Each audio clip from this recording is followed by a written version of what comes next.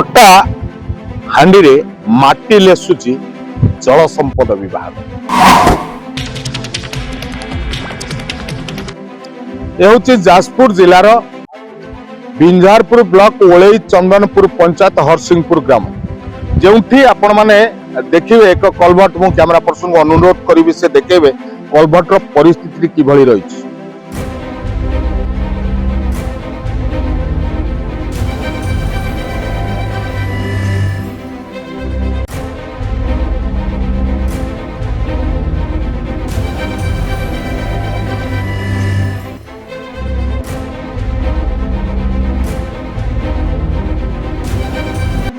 तो ये हूँ से कलभट जो हरसिंहपुर ये कलभट रे पानी निष्कासन होता है। तेबे कलभटर परिस्थिति जहाँ रही जदि कहवा ये 2-3 मास पूर्वे ये जो 2 मास पूर्वे ये जो कलभटी पुनर्निर्माण करा जायतिला बा ताकू रिपेयरिंग करा जायतिला। रिपेयरिंग केमिति करा जायतिला जो पूर्वरु इटा गुडा रहितला पुराना इटा तापरे अठा देई नुआ करी तापरे पुणी इटा देई खळई कर क्षमा करियो प्लास्टर करा जाय जहाँ वर्तमान किछि वर्षा फल आपण देखुचंती किभली परिस्थिति सृष्टि होईची। सेपर जदि कहबा सरकार पक्षरु अलर्ट रही बैतणी फुलुची सेपटे काणी फुलुची जा फल खरस्रोता नदीर ये तटवर्ती अंचल बा बंध खरस्रोता नदीर बंध ए बंधटी जहाँ द्वारा खरस्रोता मध्य फुलुची फुलिबा आरंभ कलानी राति सुधा ए भयानक रूप धारण करि पारे। जदि खरस्रोतारे बन्या जल सीमा उल्लंघन करिवो बा विपद संकुल ठारू अधिक रहिबो तेबे यार अवस्था कोन हबो। जदि एठा जदि कला सेपटे किछि दिया जायछि किछि पत्थर दिया जाय पैकिंग करा जायछि एपटे मध्ये किछि पत्थर दिया जाय पैकिंग करा जायछि सेपटे पत्थर भी दबी गेला भली परिस्थिति सुचले दबी सालाणी विभिन्न स्थान दबी सालाणी जहा कि सीधा सीधी कहया को गले बंधटी दुर्बल रहिछि। जदि एठारे घाई सृष्टि हुए तेबे एठी निकट रे एक विद्यालय रही विद्यालयटी संपूर्ण भाव नष्ट होबो ता सहित शताधिक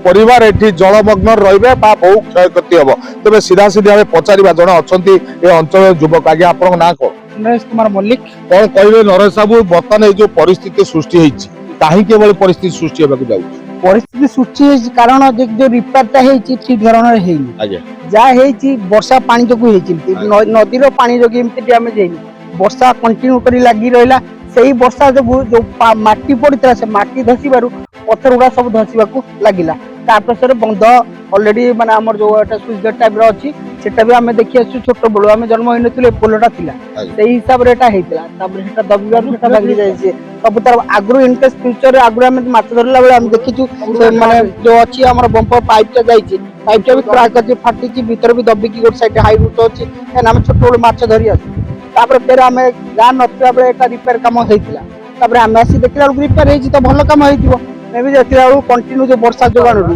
से 2 मास वर्षा होची वर्षा जो से माटी पाटी सब धसी पत्थर उड़ा प्रेस करी स्विच गेट गोटे आपण देख करके तो भांगी की जाय इनकेस यदि पानी घाई फाई सृष्टि होला हम स्कूल अछि त पछर हम गांव रे बहुत लोक रहि छै बहुत किछि बड़ कथा बर्तमान जहाँ कहउचंती जहाँ बर्तमान ए जतेले सुनु फटकर ए भली अवस्था होची जतेले बम फुटिबो सुनु फटका एथि आम आज्ञा कहूँ जे 10-15 दिन धरी जो वर्षा रही वर्षा फल एभली अवस्था आई नदी बढ़ी आसुची जहाँ अलर्ट रही काली जिला प्रशासन अलर्ट करिछि जे सतर्क हो जातु उच्च स्थान को चली जातु बात्या आश्रय स्थल को चली जातु तेबे जहाँ देखुंत ये जो परिस्थिति रही जिते सुनु फटका भली क्षेत्र में एभली परिस्थिति सृष्टि होती जिते नदी बढ़ी आसो बम फाटव तो ये अवस्था कौन हम तो आउ जन अच्छा भाई अच्छा अंचल सीधा सीधी भाव प्रतिक्रिया नवा आगे आपण ना कौन टे कैमेरा को चाहिए मो ना थाईकांत मल्लिक आज्ञा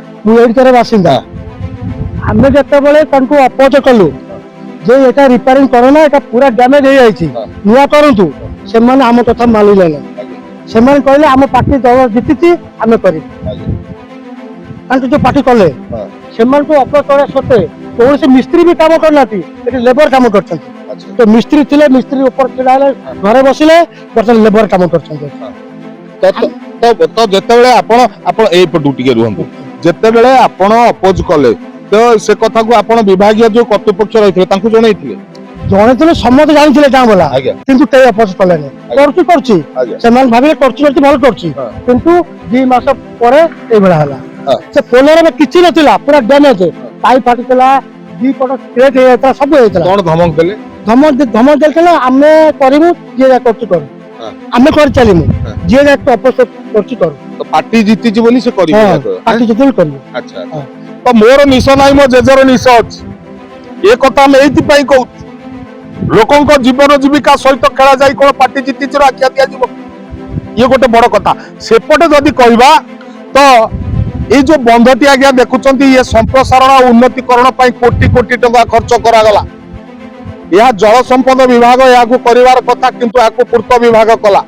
କାର୍ଯ୍ୟଟି ତ ସମ୍ପୂର୍ଣ୍ଣ ହୋଇନି, ତେବେ ଯେତେବେଳେ କାର୍ଯ୍ୟଟି ହେଲା ସେ ସମୟରେ କଣ ଦେଖାଗଲା ନାହିଁ ଏ କଲଭର୍ଟର ସିଚୁଏସନ କଣ ଅଛି, କଲଭର୍ଟଟି କିଭଳି ଦୁର୍ବଳ ରହିଛି ବା ଏ ସୁଇଚ ଗେଟଟି କିଭଳି ଦୁର୍ବଳ ରହିଛି। ତେବେ ଯାହା ନିଶ୍ଚିନ୍ତ ଭାବେ ଇଏ କେଉଁଠି ନା କେଉଁଠି ଦୂରଦୃଷ୍ଟି ଅଭାବରୁ ଏଭଳି ପରିସ୍ଥିତି ସୃଷ୍ଟି ହୋଇଛି।